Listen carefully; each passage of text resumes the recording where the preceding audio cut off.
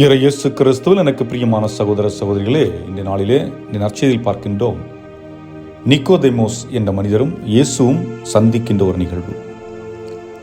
யார் இந்த நிக்கோதேமோஸ்? இவர் ஒரு பரிசேயர். இவர் பரிசேயர்களில் பெரும் பதவியை வகித்தவர். ஆக பெரும் செல்வாக்கு கொண்ட ஒரு மனிதர். ஆனால் இவருக்கு இயேசுவின் மீது நம்பிக்கை உண்டு, இயேசுவை பிடிக்கும். ஆனால் அந்த நம்பிக்கையை அவர் வெளிக்காட்ட விரும்பவில்லை. பிறர் முன்பு தனக்கு இயேசுவை பிடிக்கும் என்பதை அவர் காட்டிக்கொள்ளவில்லை.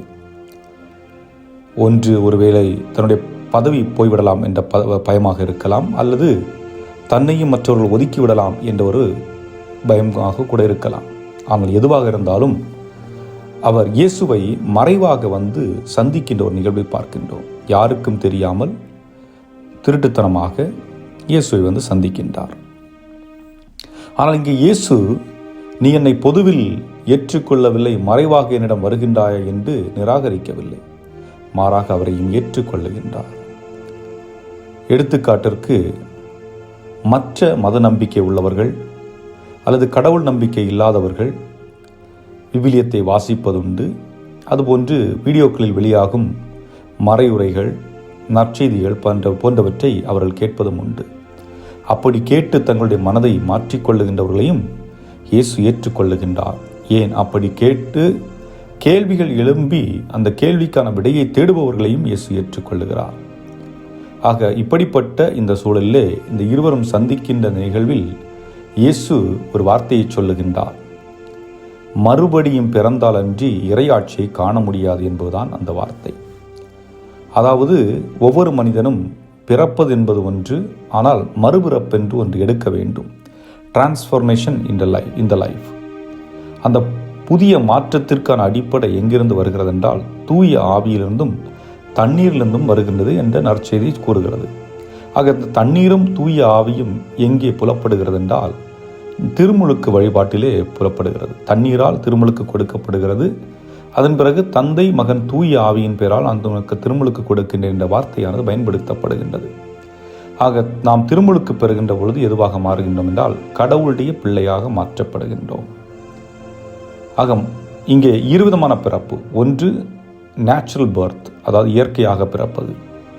எடுத்துக்காட்டிற்கு, ஒரு குழந்தை தாயுடைய வயிற்றில் கருவாகி குழந்தையாக இந்த உலகிற்கு வருவதை நாம் நேச்சுரல் பர்த் என்று சொல்லலாம். அதே போன்று தூய ஆவியால் பிறப்படைகிறது. எப்பொழுது ஒரு குழந்தை திருமுழுக்கு பெறுகிறதோ அந்த நிமிடம் முதல் அது கடவுளுடைய குழந்தை என அழைக்கப்படுகிறது. ஏனென்றால் ஆவியினால் நிரப்பப்படுகின்ற ஒரு குழந்தையாக இருக்கின்றது. ஆக தூய ஆவியானவர் அந்த நபர் மூலம் தனது ஆற்றலை வெளிப்படுத்துவதற்கான வாய்ப்புகள் பல உள்ளன. அதுபோன்று மாற்றம் என்று சொல்லுகின்ற பொழுது இன்று நாம் வளர்ந்தவர்களாக இருக்கின்றோம். பல நேரங்களிடையே தூய ஆவியானுடைய உடனிருப்பை நாம் உணராதவர்களாக இருக்கின்றோம். திருமுழுக்கு பெற்றிருக்கின்றோம் என்பதை நாம் மறந்து வாழுகின்றோம். திருமுழுக்கு பெற்றபொழுது நாம் கடவுளின் குழந்தையாக ஏற்படுத்தப்பட்டிருக்கின்றோம் என்பதை மறந்து இந்த உலக காரியங்கள் அதிகமாக ஈடுபட்டு கொண்டிருக்கின்ற நமக்கு இறைவன் கொடுக்கின்ற அழைக்கின்ற அந்த அழைப்பு என்பது நம்முடைய பழக்க வழக்கங்களிலிருந்து நாம் மாறுபடுவதற்கும், நம்முடைய வாழ்க்கை முறையிலிருந்து மாற்றங்களை கொண்டு வருவதற்கும், கெட்ட பழக்க வழக்கங்களிலிருந்து நம்முடைய வாழ்வில் மாற்றங்களை கொண்டு வருவதற்கும், மது, போதை போன்றவைகளிலிருந்து விடுதலை பெறுவதற்கும் ஆண்டவர் நம்மை அழைக்கின்றார். ஆக அவர் நம்மிடம் எதிர்பார்ப்பது என்னவென்றால், உள்ளத்தில் நேர்மை உள்ளவர்களாக, உண்மை உள்ளவர்களாக இருக்க வேண்டும். என்றால் உண்மையும் நேர்மையும் இருக்கின்ற இடத்தில் நிச்சயமாக மாற்றங்கள் எளிதாக வரும்.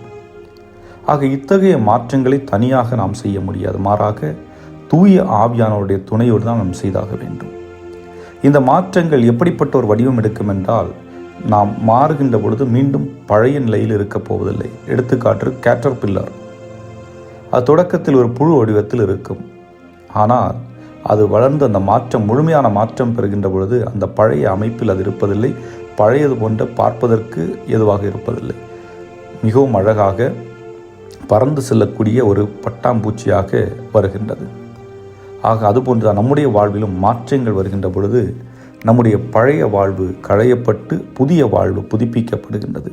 அழகுபடுத்தப்பட்ட ஒரு வாழ்க்கையை நாம் வாழ்வதற்கு தான் இயேசு இந்த அழைப்பை விடுகின்றார். ஆகவே தான் சொல்லுகின்றார், உங்களிடம் மாற்றம் மறுபடியும் நீங்கள் பிறந்தால் அன்றி இறையாட்சியை காண முடியாது. ஆக ஒவ்வொரு நாளும் நம்முடைய வாழ்வில் நாம் மறுபிறப்படைத்து கொண்டே இருக்க வேண்டும். நாம் மீண்டும் மீண்டும் பிறந்து கொண்டே இருக்க வேண்டும். ஏனென்றால் ஒவ்வொரு நாளும் நாம் இறைவன் நமக்கு கொடுக்கின்ற புது நாள், புதிய பிறப்படைந்து புது மனிதனாக வாழ்வதற்காக. அதை உணர்ந்தவர்களாக இந்த நாளை இறைவன் கரத்தில் ஒப்புக்கொடு ஜெபிப்போம். இறைவன் உங்களை நிறைவாக ஆசீர்வதிப்பாராக. ஆமென்.